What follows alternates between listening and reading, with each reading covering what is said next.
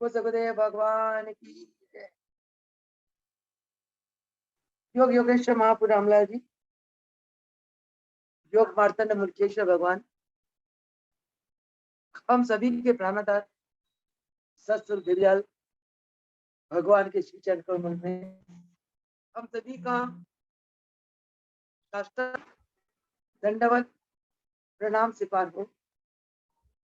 आइए प्रभु जी की कृपा करुणा आशीर्वाद से आज अंतरराष्ट्रीय योग दिवस पर 21 जून 2022 है। हम महाराज जी की श्रीमुख से निकले हुए अनमोल वचनों पर सत्संग करें। गुरु के मुख से निकले वचन अनमोल इसलिए है कि गुरु के अंतरात्मा हर पल परमात्मा के साथ अभेद है। गुरु अपना तप स्वाध्याय ईश्वर प्रणिधान और यम नियम आसन प्राणायाम प्रत्याहार के हठ योग के अंगों को अपनाकर राजयोग के अंग तप स्वाध्याय ईश्वर प्राणिधान इनको जीवन में उतारते हुए धारणा ध्यान समाधि तक पहुंच जाते हैं। समाधि अवस्था में जीव संकल्प विकल्प रहित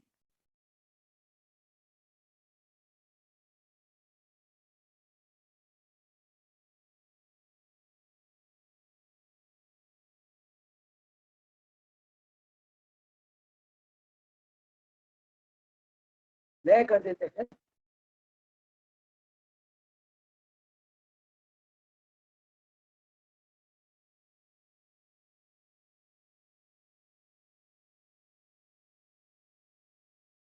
यानी कि वो परमात्मा के साथ अभेद होते हैं। ऐसी एक उच्चतम आत्म अवस्था प्राप्त कर गुरु के मुख से जो वचन निकलते हैं वो ईश्वर के वचन होते हैं।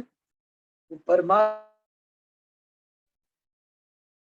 गुरु के प्रत्येक वचन अनुभवी होते हैं।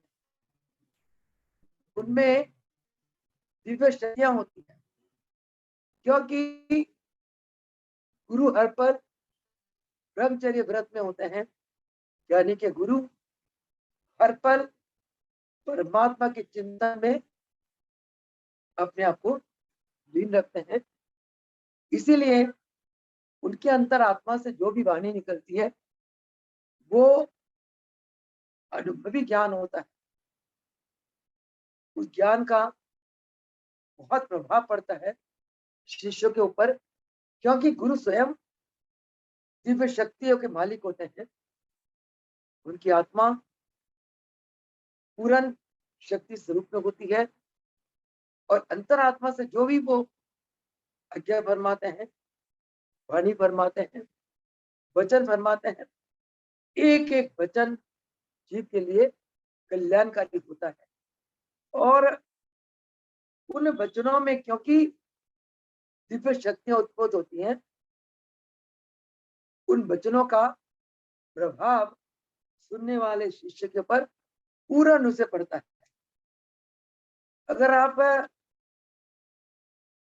को किसी चीज की अनुभूति नहीं है, सिर्फ किताबें पढ़ के आपने ज्ञान प्राप्त कर लिया और ज्ञान को आप दुनिया को सुनाते हो, उस ज्ञान का कोई विशेष प्रभाव नहीं पड़ता क्योंकि वो ज्ञान एक किताबों को पढ़ के प्राप्त किया होता है।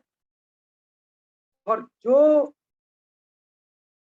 ज्ञान अनुभव से निकलती है वो ज्ञान बहुत ही प्रभावशाली होता है। उस ज्ञान में ईश्वरीय शक्ति होती है। ये परोक्ष ज्ञान, अपरोक्ष ज्ञान।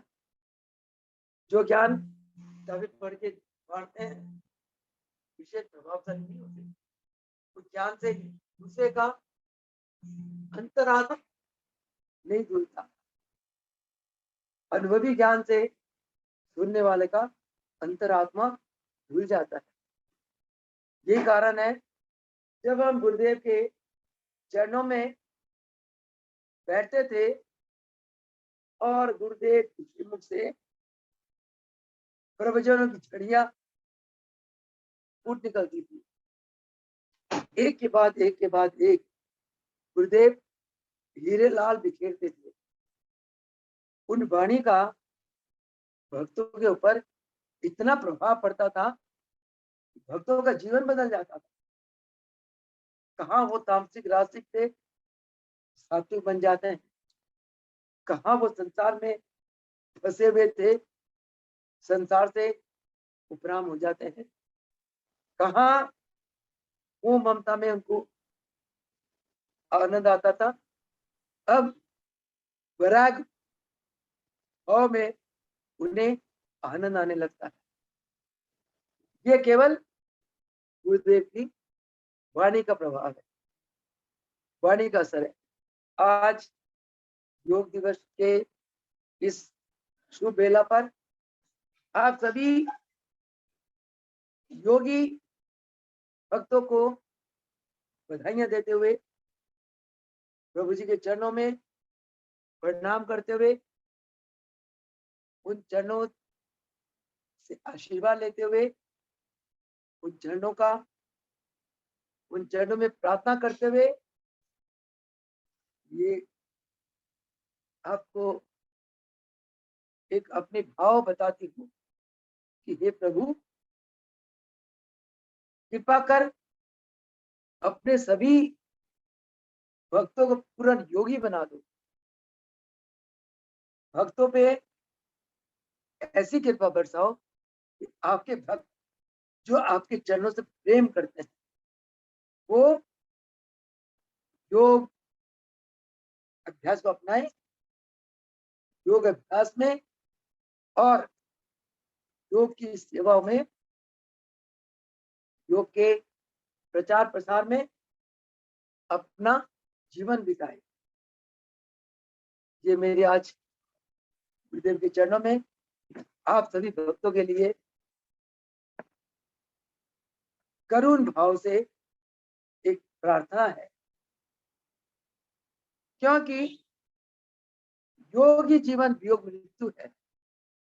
अगर आप योग को जीवन में अपना लो, आप स्ट्रेस से मुक्त हो जाओगे, आप तनाव खिंचाव से मुक्त हो जाओगे, आप संसारी मोह ममता से मुक्त हो जाओगे, आप कर्म बंधनों से मुक्त हो जाओगे, आप परम पिता परमेश्वर की प्राप्ति के राह पर अग्रसर होते हुए एक दिन परमात्मा के साथ अभेद होकर उस परम पद को प्राप्त करोगे, जिस पद का नाम मोक्ष पद।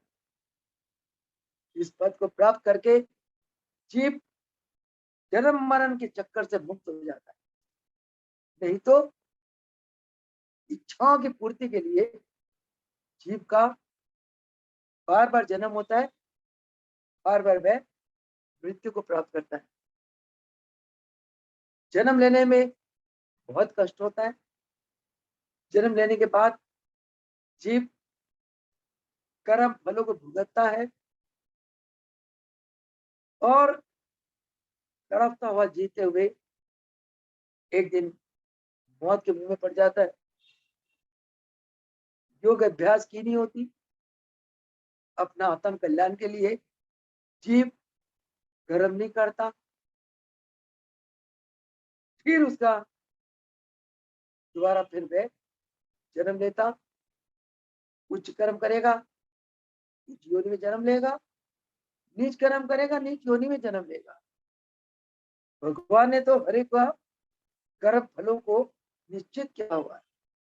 अच्छा कर्म करेगा स्वर्ग जाएगा, बुरे कर्म करेगा नरक में जाएगा।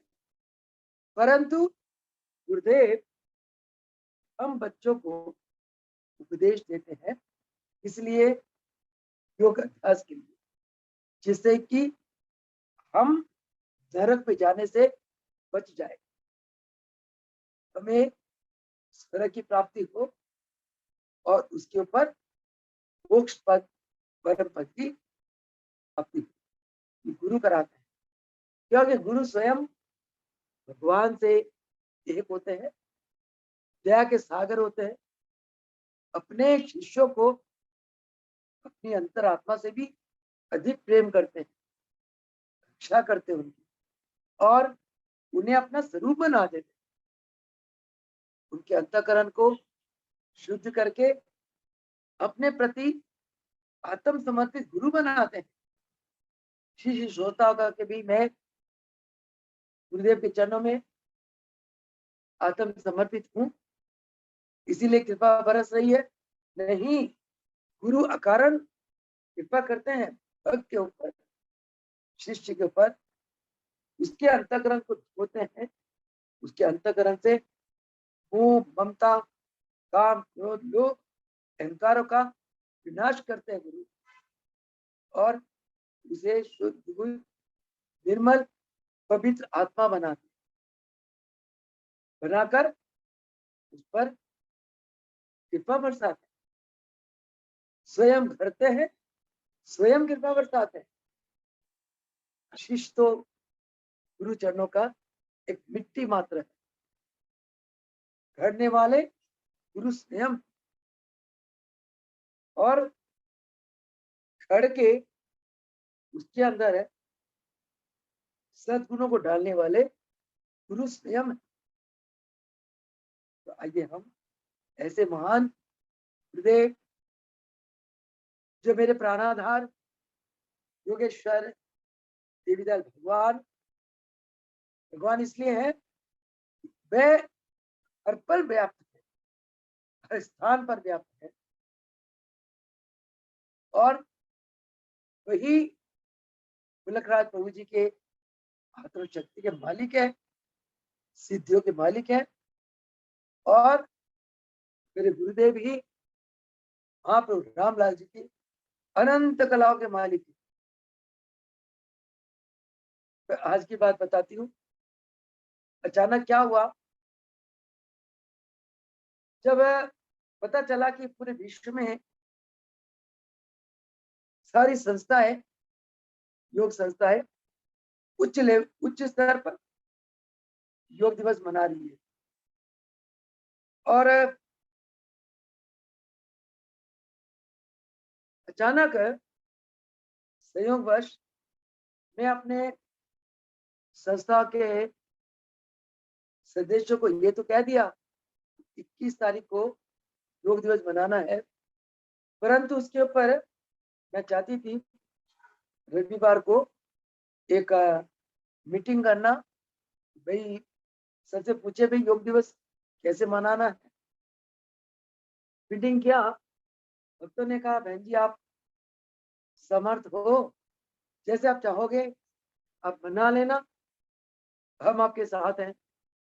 मैंने कहा एक मुख्य अतिथि बुला लिया है यहाँ के मेयर, और बच्चों से कुछ आसन करा लेंगे, और कुछ सम्मानित हो जाएगा जो सेवकों ने सेवा में जीवन दिया है, ऐसे विचार रखा।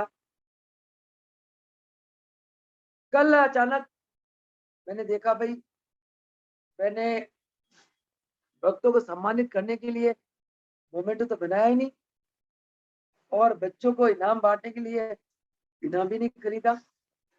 कल सुबह ही बच्चों को बुला के थोड़ा बहुत योग के कंपटीशन करा लिए, 10-15 बच्चों के नाम लिख लिए, इसमें तुम्हारे योग बहुत अच्छे हैं। देखो संडे को छुट्टी थी, कल शाम के 8 बजे तक ना मेरे पास गिफ्ट आया बच्चों को बांटने के लिए, और ना सम्मानित करने के लिए मोमेंटो आए। फिर मैंने सोचा कि महाराज जी के प्रवचनों की पुस्तक जो है वो दो बच्चों के घरों में। रैपर मंगाया, किसी ने आना था पैकिंग करने के लिए, वो नहीं आ पाया। रात के 10 बजे पैकिंग करना शुरू करा इनाम, और 11 बजे पैकिंग समाप्त हुई।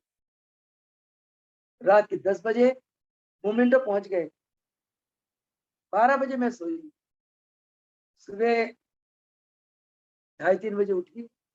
अंदर अंदर से थोड़ा नर्वसनेस था, जाने क्या होगा आज। सब लोग इतने ऊंचे स्तर पर मना रहे हैं, मैंने तो कुछ भी नहीं की तैयारी करी। जिसको फोन करो कहते हम तो बहुत योग दिवस के लिए जोर से तैयारियां कर रहे हैं। मैंने तो कुछ भी नहीं किया। तो जैसे मैं स्नान करके बाहर आई, मैंने महाराज जी को प्रार्थना करा, महाराज जी आपकी ये बच्ची तो नादान है,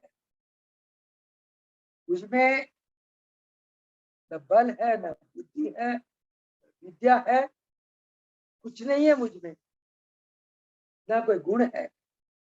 महाराज जी आज विश्व योग मना रहा है, आप जी का ये पावन धाम में भी योग दिवस मनाया जाएगा। हे प्रभु आज का सारा कार्यक्रम आप ही करना, मैं नादान हूँ, मेरे वश का कुछ नहीं। जो कार्यक्रम आप ही करना, ऐसी कृपा करना कि कार्यक्रम आने वाले भक्तों को, साधकों को आत्मिक आनंद की प्राप्ति। ये प्रभु आप ही करना आज का सारा कार्यक्रम। आप यकीन मानो, प्रार्थना करके गई, आरती करी। आरती के बाद प्रभु जी ने ऐसा बल दिया, कम से कम 125-150 भगत नीचे के हॉल में इकट्ठे हो गए। कहाँ से उड़ के आए, कैसे आए। फिर जी मत्था टेके माइक शुरू कर दी, योगा क्लास शुरू कर दिया। क्लास करते करते करते करते एक और भगत आए, उनको कहा कि आप थोड़ा आसन करवाओ। फिर प्रभु जी ने योग क्रियाओं के ऊपर प्रकाश डलवाया, प्रदर्शनी करवाई। फिर हमारे आचार्य जन, कम से कम 10 लोग थे जो इस आश्रम के लिए तन मन धन से सेवा करते हैं। मेरे अनुपस्थिति में आश्रम को एक आंच नहीं आने देते। ऐसे भक्तों को यहाँ की मेयर आई थी एक चीफ गेस्ट के रूप में, उनके द्वारा सम्मानित करवाया। छोटे बच्चों ने इतने अच्छे आसन करके दिखाए, संगीत के साथ, मंत्रों के साथ सूर्य नमस्कार करा बच्चों ने, और सभी भक्त बहुत प्रभावित हुए। सब आनंद में झूमने लगे, आनंदित होकर गए। फिर प्रभु जी के चरणों में प्रसाद भोग लगाकर सबको प्रसाद बांटा, और जो मेयर आई थी बहुत प्रसन्न होकर गई। सबने कहा बहुत कमाल का फंक्शन था। फिर बार बार प्रभु जी के चरणों का शुक्राना किया, प्रभु आपने इस बच्ची का दास रख दिया। उसके बाद यहाँ के सरकार ने पंचायत भवन में एक प्रोग्राम आयोजन किया। वहाँ मैंने पूछा भाई हमने क्या करना वहाँ। कहते माता जी आप योग के ऊपर जो मर्जी बोलो। मैंने कहा नहीं, मैं शुद्धि क्रियाओं का प्रदर्शनी दिखाऊंगी। यहाँ से पानी लोटा लाटा लेती ले गई, एक भगत को पकड़ा। जैसे हमने हॉल में एंटर करा, तभी मैं यही प्रार्थना करके गई थी, प्रभु इस नादान की लाज रखना। आप देखो यहाँ कम से कम 10-12 संस्थाएं आई थी। सभी संस्था में से सबसे पहले उन्होंने दिव्य योग मंदिर को पुकारा। दिव्य योग मंदिर सेक्टर 7 से माता जी आई हैं, वो आई स्टेज पर क्रियाएं कराई। योग के ऊपर प्रभु जी ने बुलवाना था बोले, और इनाम में भी, सम्मान में भी सबसे फर्स्ट नंबर उन्होंने योग मंदिर को दिया। इस प्रकार भगवान खुद खुद ही शिष्य के अंदर आकर खुद कार्य करते हैं। अब मैं भी शिष्य की पढ़ाइयाँ गाते रहते हैं, शिष्य को कहते हैं भी आपने किया, आपने, शिष्य कुछ नहीं करता। गुरु कुमार, शिष्य मिट्टी, गुरु करते हैं, क्योंकि हमारे गुरु आत्म लोक के राजे है, ब्रह्मनिष्ठ है, पर गुरु हर पर ब्रह्म में निष्ठ है। यही तो कारण है आप पुकारते हो, सुन लेते हैं आपकी पुकार, और आपके सारे कार्य गुरु स्वयं सिद्ध करते हैं। बताओ हम कैसे कहते गुरु चले गए? बिल्कुल नहीं गए। गुरु ने पंच तत्वों से बना हुआ शरीर पंच तत्वों में विलीन करके ब्रह्म रूप में व्याप्त हो गए। अब इनको पाने के लिए हमने क्या करना है? इनको पाने के लिए हमने अपनी अंतरात्मा को जगाना है। हम खाम खा के दूसरे को भरोसा करते हैं, माता जी ये कर दो, गुरु माँ ये कर दो, ये पुकार लो, ये सुना लो। अरे कोई किसी का कुछ नहीं करता, आपने अपना कल्याण खुद करना है। खुद को कर बुलंद, खुद को कर बुलंद इतना कि हर तकदीर से पहले खुदा खुद बंदा से पूछे तेरी रजा क्या है। मिटा दे अपनी हस्ती को, हर मर्तबा चाहे दाना खाक में मिलकर तू लोग गुलजार हो जाए। तो आत्मा को चमकाने के लिए अपनी दाना को खाक में मिलाना होगा। दाना क्या है? अपना अहम। अहम खड़ा है तो आत्मा के ऊपर मैल ही मैल, अहम गया मैल खत्म। तो कहने का भाव ये है कि हमने अपने पाँव में लगा दे, अपने पाँव को मजबूत करने के लिए मजबूत जूता पहनना पड़ेगा। तभी रास्ते में कांटे आ जाए, कंकर आ जाए, पत्थर आ जाए, कुछ हमें नहीं चुभेगा। जूता किस की जूता? योग अभ्यास की जूता। योग अभ्यास में नित्य प्रति 1 घंटा सुबह, 1 घंटा शाम को शांत होकर बैठ जाओ, अपने साथ जुड़ो। जब तक आप अपने साथ नहीं जुड़ोगे तब तक आप अपनी आत्मा का कल्याण नहीं कर पाओगे। हम क्या करते हैं? दूसरों के साथ जुड़ जाते हैं। क्यों जुड़ते हैं भाई दूसरों के साथ? दूसरों को देखते हैं, दूसरों की निंदा करते हैं, चुगलियां करते हैं, अच्छा कहते हैं, बुरा कहते हैं, यानी कि हमारी वृत्तियां हर पल संसारिक भौतिक नाशवान पदार्थ में पड़ी रहती है। तो जब आप अपने आप को संसार के साथ जोड़ोगे तो भगवान कैसे आएगा आपके अंदर? भगवान को अंदर बिठाने के लिए संसार से अटैचमेंट, संसार के साथ आसक्ति या संसार के बारे में विचार करना, कुछ भी, जब मनुष्य हो चाहे भौतिक पदार्थ हो, कुछ भी विचार करना, ये हमें त्यागना पड़ेगा। ये त्यागोगे अंदर से खाली हो जाओ, बिल्कुल खाली। 1 घंटा खाली बैठो, आपको भगवान का बोध अपने अंतर आत्मा में हो जाएगा। आपकी आत्मा आनंद में झूमने लगेगी, क्योंकि आत्मा को राग मिल गया, आत्मा को अपनी स्वरूप का भान हो गया। जब तक चित्त की वृत्तियों को चंचल चंचल चंचल घुमाते रहोगे दिमाग संसार में, तब तक आत्मा को शांति नहीं, तब तक आत्मा अपने स्वरूप को नहीं जान पाता और अज्ञानियों की तरह भटकता है। जैसे एक अंधेरे में बंदा भटकता है, दुखी होता है, संतोष होता है, उसी प्रकार आत्मा भटकती है बिना चित्त वृत्तियों का विरोध करे।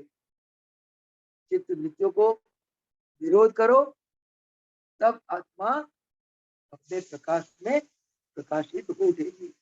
इसी का नाम योग है। यह योग को आज विश्व ने दिवस के रूप में मनाया। ये योग योगा नहीं, योगा योग के आसनों को कहते हैं।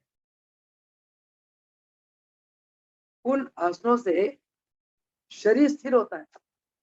जब शरीर स्थिर होता है तभी मन स्थिर होता है। मन स्थिर होगा तभी मनोवृत्तियां चित्त में समा जाएंगी।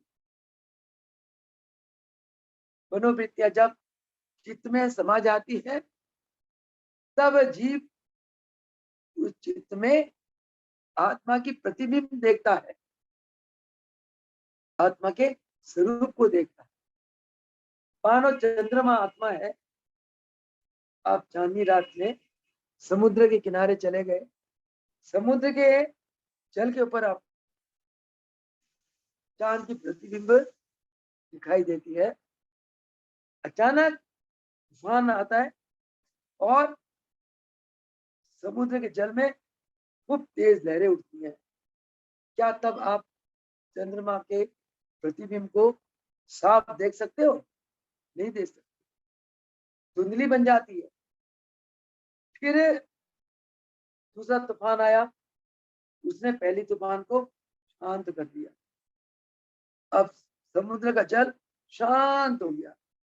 अब आप चंद्रमा के सामने देखो खड़े होकर, आपको चंद्रमा की प्रतिबिंब बहुत साफ दिखाई देगी। वही आत्मा का हाल है। जब तक हमारी चित्त की वृत्तियां उथल पुथल रहती हैं, चंचलता में रहती है, आत्मा का धुंधला प्रतिबिंब हमें अपने चित्त में दिखाई देता है। तब तक आत्मा पे विश्वास ही नहीं होता। तब तक हम शरीर को, मन को, बुद्धि को सब कुछ मान बैठते हैं, कुकर्म हो जाता है। संसार, ऐसा संसार को सार मान जाते हैं, ऐसा संसार को सत्य मान जाते हैं। वहां जीव धोखा खाता है। असल में संसार सत्य नहीं है, क्योंकि प्रतिपल ही बदलता जा रहा है। जो कल था वो आज नहीं, जो आज है वो कल नहीं होगा। आज जो पल बीत गया अतीत बन गया, जो पल आने वाला है भविष्य है। तो अतीत आपके हाथ में, तो भविष्य हाथ में है। केवल वर्तमान आपके हाथ में। वर्तमान में जियो, वर्तमान में बार बार अपनी मन की वृत्तियों को देखते रहो, दृष्टा बन के वॉच करो, निरीक्षण करो और देखो क्या आपकी वृत्तियों में भगवान का नाम चल रहा है या संसार की बातें चल रही है। अगर संसार की बातें आपके अंदर मन में चल रही है, इसका मतलब आप योग की श्रेणी से बहुत पीछे। इसका मतलब क्या है? आपकी वृत्तियां संसारिक बातों को कैच कर रही है, उनको सच मान रही है। इसके भी परे जब आप अंदर से खाली हो जाते हो, बोलना बंद कर देते हो, तब आपको अपनी अंतरात्मा का अनुभूत होने लगता है, बोध होने लगता है। और उस बोध में आपको इतना शांति मिलती है, मन को इतना आत्मा को आनंद मिलता है।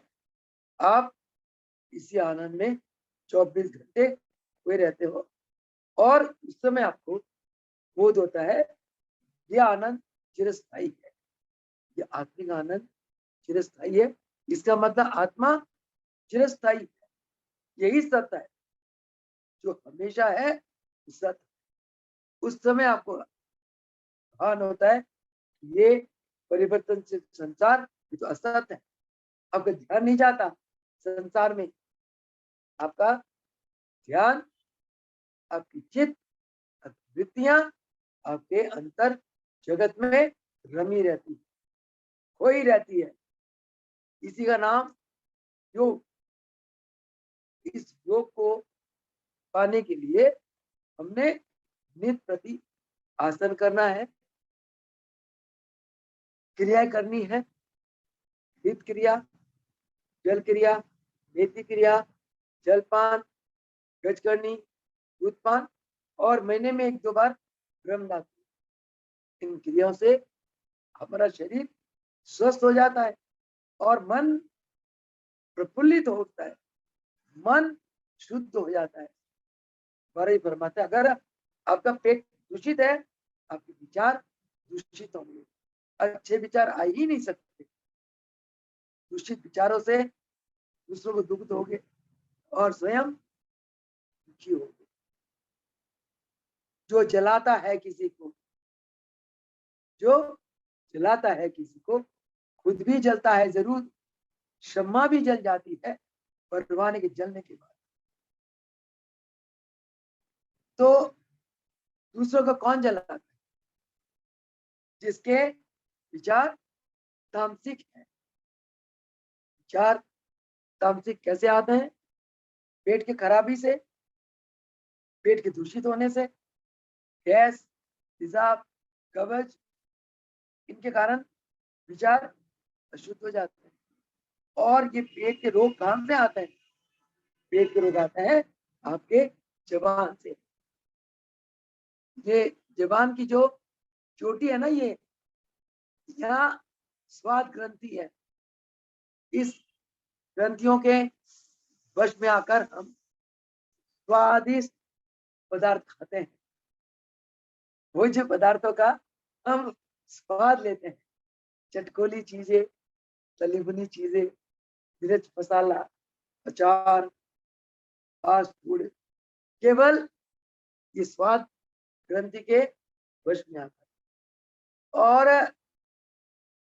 इससे क्या होता है? अपना पेट को हम दूषित कर देते हैं।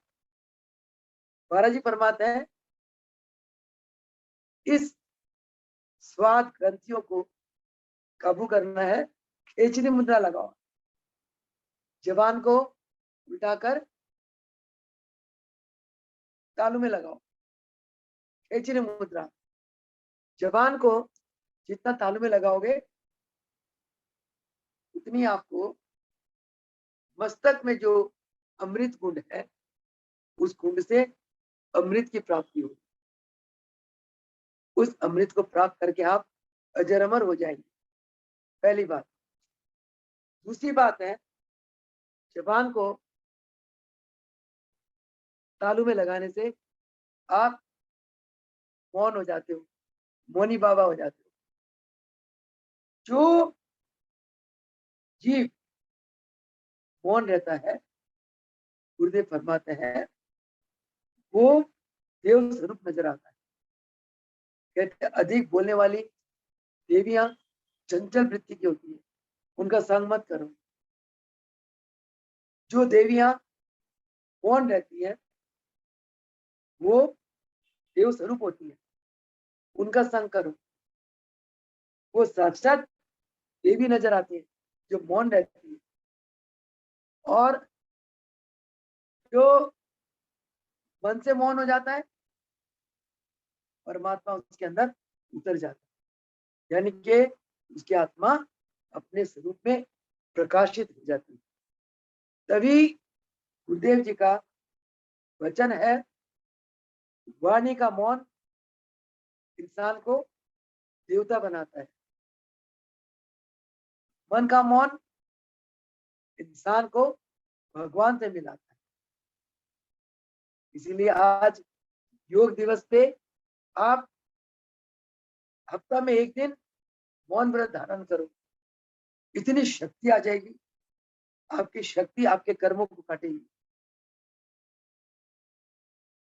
भगवान से शक्ति मांगने की जरूरत नहीं होती, भगवान ने रास्ता दे दिया। अरे इस रास्ते पे चल, तू कर पुरुषार्थ, कर कर्म, सब कुछ मिल जाएगा। आपने मौन व्रत हफ्ते में एक दिन या हर रोज 1-2 घंटे के लिए मौन व्रत धारण करो। पहली बात, हर रोज कम से कम 15-15 मिनट सुबह शाम त्राटक, उगते सूरज को देख लो, डूबते सूरज को देख लो, चंद्रमा को देख लो, प्रभु जी के गुरुदेव के स्वरूप को देखते जाओ, उनकी आंखों में त्राटक लगाओ, या सरसों की तेल की जो जलाकर उसको लगातार देखते जाओ त्राटक।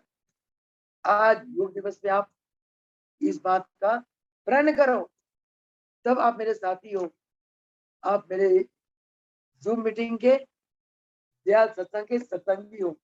नहीं तो क्या फायदा, हर रोज 1-1 घंटा लगाकर लेक्चर देती रहते, देते करते ही नहीं हो, करोगे नहीं तो कैसे पाओगे। अब ये हमारी भक्तनी पिंकी भोजन का थाली भोग लगा गई, क्योंकि हम लोग 2 ही टाइम खाते हैं, एक सुबह 10:30-11 बजे, शाम को 7-7:30 बजे, 2 ही टाइम होता है। भोग लगा के चली गई, मैंने सिर्फ देखा, देखने से थोड़ी पेट भर गया। सत्संग खत्म होगा, पिंकी को कहूंगी, पिंकी भोजन लिया, मुंह में ग्लास डालूंगी, ये तो पेट भरेगा। मेरी बातों का आप लोग सुनते रहते हो, मेरी तो क्या प्रभु जी की बात है, गुरुदेव जो बुलवाते हैं वही बोलते हैं, उन्हीं का ज्ञान है, मेरा कुछ नहीं है। मैं तो माँ बाप के घर से खाली याद आई थी, गुरुदेव ने झोलियां भर दी अनमोल बचनों की। तो आप लोग क्रियात्मक नहीं करते हो, क्रियात्मक करा करो। सुनने में बहुत आनंद आता है, सुनते हुए मन में ये भी लगता है कि हाँ बहन जी कह रही है, हमें करना चाहिए।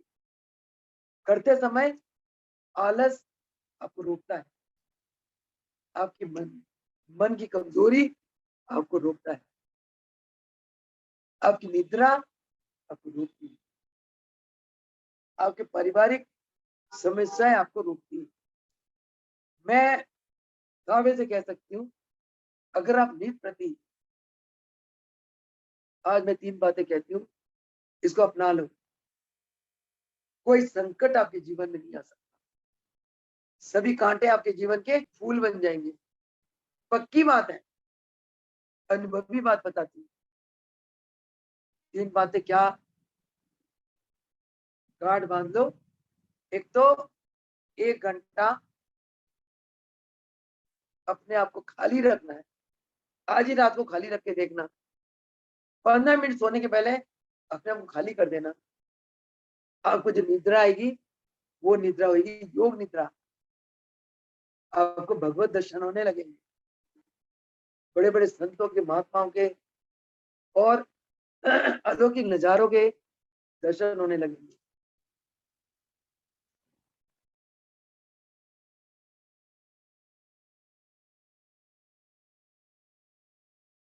और एक तो ये बात हुई, 1 घंटा अपने आप को खाली कर दो। 1 घंटा नहीं बैठ सकते कोई बात नहीं, आधा घंटा सुबह, आधा घंटा शाम को बैठ जाओ। ये प्रभु जी कहलवा रहे थे कि सुबह शाम आधा आधा घंटा मौन रखेंगे, पहली बात। दूसरी बात, मौन के दौरान जबान को तालू में लगा लो। तीसरी बात, जबान को तालू में लगाने के बाद आंखें बंद करके आंतरिक त्राटक करो, अपने आकाश में एक बिंदु पर मन को एकाग्रित करो, आपको आत्मा की अनुभूति हो जाएगी। पक्की बात है, सुबह शाम आधा घंटा बैठो, अंदर से खाली, जबान को उल्टा कर तालू में, खिचड़ी मुद्रा, और आंखें बंद करके आंतरिक त्राटक। पहली बात है। उसके बाद आपने प्रैक्टिस करना है 15-15 मिनट षण्मुखी मुद्रा।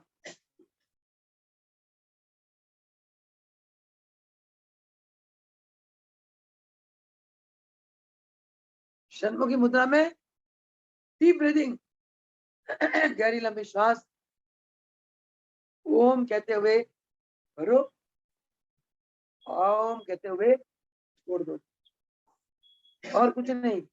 एक मंत्र, ओम में भरो श्वास, ओम में छोड़ो, इस मुद्रा बैठ जाओ। और इसके दौरान अंदर जो एक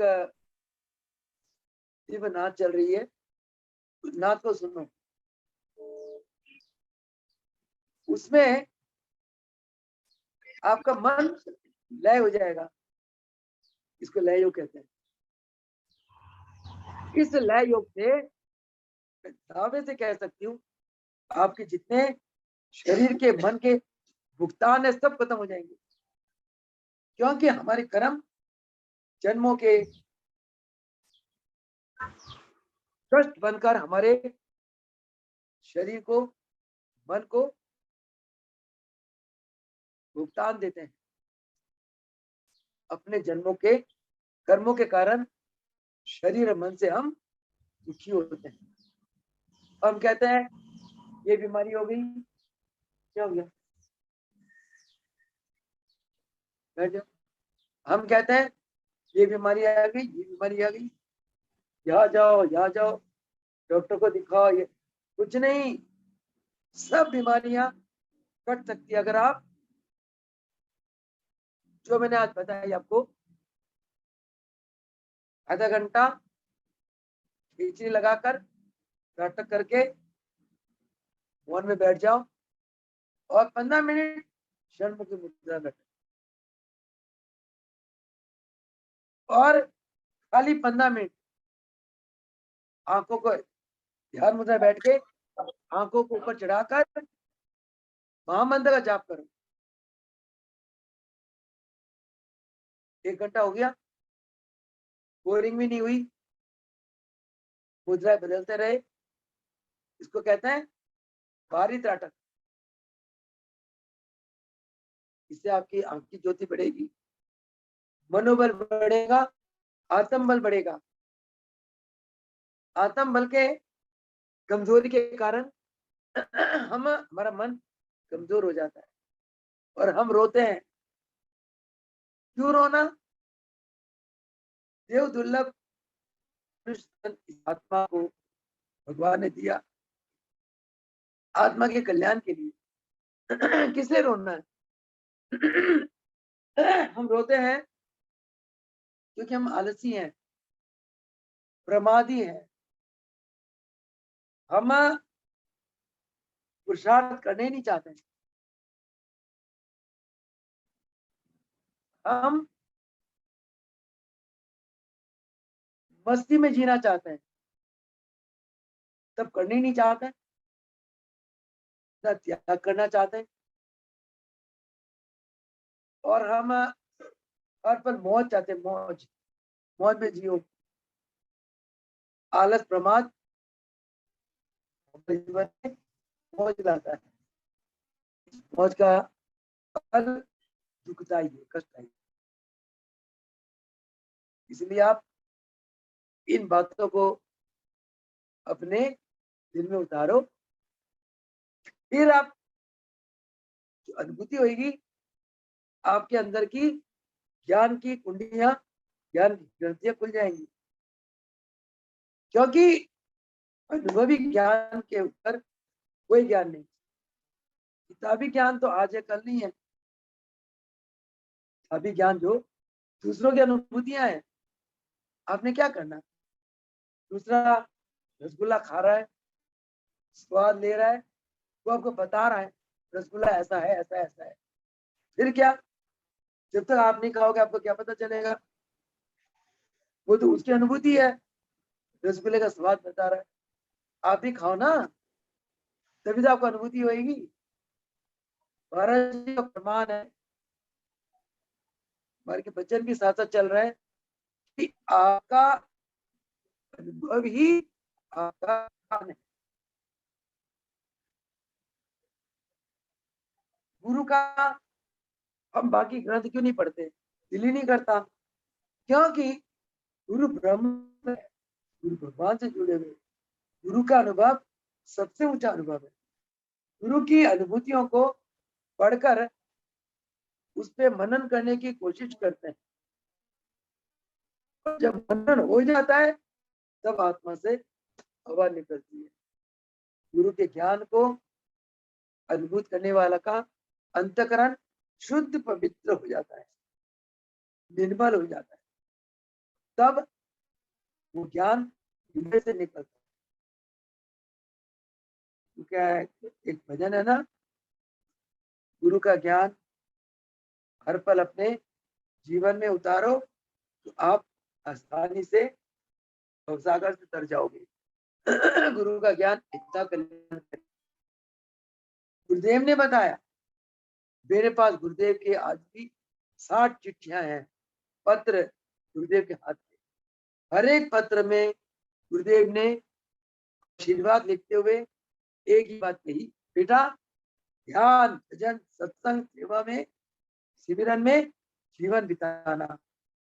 और महाप्रभु रामलाल जी सिद्ध पुरुष है, जो इनकी सेवा करता है, इनकी पूजा करता है, इनकी आरती करता है, वो सभी पाप तापों से मुक्त होकर मोक्ष को प्राप्त होता है। पर हम करें तो सही, आरती करते करते बातें करते हैं, इधर देखते उधर देखते हैं, आरती शब्द है, शब्द में रमते नहीं है। चालीसा हो रहा है, चालीसा में रमते नहीं है। तो परसों की बात है, महाराज जी के श्रीमुख से निकले हुए इतने सुंदर वचन चल रहे थे, अंजना पाठ कर रही थी, भक्तों ने कहा कि माता जी प्रसाद दे दो, हमें जाना है। पड़ा, मन बड़ा कलेशित हुआ, परंतु कान मेरा पूरा एक एक शब्द में जा रहा था, हाथ मेरे काम कर रहे थे। आज से प्रसाद, ध्यान श्रवण शक्ति पूरी प्रवचन में था, एक एक प्रवचन एक एक वचन महाराज जी ने अनमोल कहे। ये एकाग्रता की बात है, जितना गुरु के इतना, हाँ, गुरु वचनों को रखना संभाल कर, एक एक वचनों में गहरा राज है। जिसने जानी है गुरु की महिमा, उसका डूबा नहीं कहीं कभी जहाज है। बहुत प्यारा भजन है, के जनों में बहुत गाती है। गुरु के वचनों को रखना संभाल के, एक एक वचन में गहरा राज है। जिसने जानी है गुरु की महिमा, उसका कभी डूबा नहीं जहाज। तो इन्हीं शब्दों के साथ समय बहुत हो गया, आज के सत्संग को विराम देते हैं। सोचा था कि गुरुदेव की श्रीमुख से निकली हुई करीब 20 के करीब अनमोल वचन मेरे पास है, कि गुरुदेव ने श्रीमुख से उच्चारे। मैंने सोचा था वचनों को आज कहूंगी, परंतु पता नहीं, कोई बात है, मुखम करोति वाचालम पंगु लंघेते गिरम यत् कृपा यम वंदे परमानंद सिंहासनम। कि गुरुदेव गूंगे को बुलवा देते हैं, लंगड़ों को चलवा देते हैं, जब उनकी कृपा, पता नहीं उनकी ऐसी कृपा हुई, शायद वो अपने ज्ञान पीछे से सप्लाई कर करके इस मुख से आपको चलवा रहे थे, और उन्होंने जो कुछ आपको बांटना चाहा इस मुख से, वो गुरुदेव ने बांटा, और मुझे लगता आपने प्राप्त किया। कल के सत्संग में गुरुदेव के मुखार बिंदु से 20 अनमोल वचन निकले। अब बेशक कॉपी पेंसिल लेना कल और उसको नोट कर लेना और एक एक शब्द अपने जीवन में उतारना। कल तो नहीं, कल तो शायद मैं सत्संग में नहीं आ पाऊंगी। कल प्रभु जी बच्ची को लुधियाना ले जा रहे हैं और वहाँ प्रभु जी की बहुत प्यारी अनन्य भक्तनी है जो अंजू की भतीजी है, भारती चावला थी। अभी पहले चावला थी, अब पता नहीं क्या कास्ट होगी। भारती ने प्रभु चरणों में आशीर्वाद लेकर, इन चरणों में रजिस्ट्री रखकर और इन चरणों से धन मांगा, गुरुदेव ने दिया और 65 लाख का शायद उसने लुधियाना में एक भवन खरीदा। तो कल वह भवन है, मुहूर्त है घर की शुद्धि के लिए। बहुत ज्यादा सफर करना बहुत कष्टदायक है शरीर के लिए। उम्र भी हो गई है, यहाँ भी बहुत कार्य चल रहे हैं, कंस्ट्रक्शन के कार्य, चारों तरफ लेबर लगे हुए। परंतु भक्त जब अंतःकरण से पुकारता है, कई बार नहीं रोका जाता। गुरु जी कृपा करके कल ले जाएंगे लुधियाना, वह हवन करा के सत्संग करा के वापिस अपने चरणों में ले आएंगे। परसों इस सत्संग में आपको ये महाराज जी के मुखार बिंद से उच्चारित 20 अनमोल वचनों के ऊपर हम सत्संग करेंगे। इतना ही कहते हुए अपनी वाणी को विराम दूंगी और गुरुदेव के चरणों में कोटि नमन।